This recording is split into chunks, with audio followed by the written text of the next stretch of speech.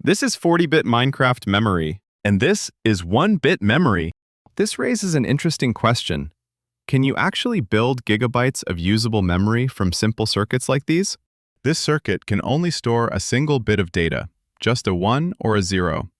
So how many of these memory cells would be needed to store a character, a text file, a high-resolution image, or an entire video game?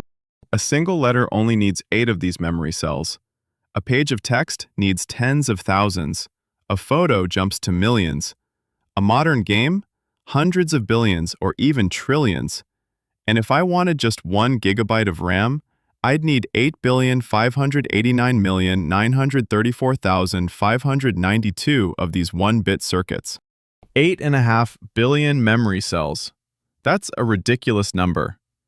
But what would that actually look like? How much space would it take? How much would it cost?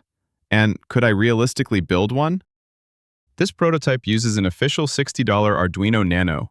That means if I built 1 gigabyte of memory exactly like this, I'd need over 8.5 billion of them, costing more than 500 billion Australian dollars. Even if I somehow built all of this, there's another huge problem.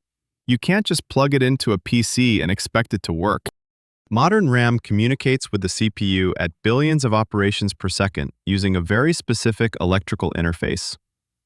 My breadboard memory doesn't do any of that. It's just a simple memory cell. It has no memory controller, no address bus, no data bus, no timing circuitry, and it's millions of times too slow. But hey, if you've got a few thousand years to spare, feel free to give it a shot.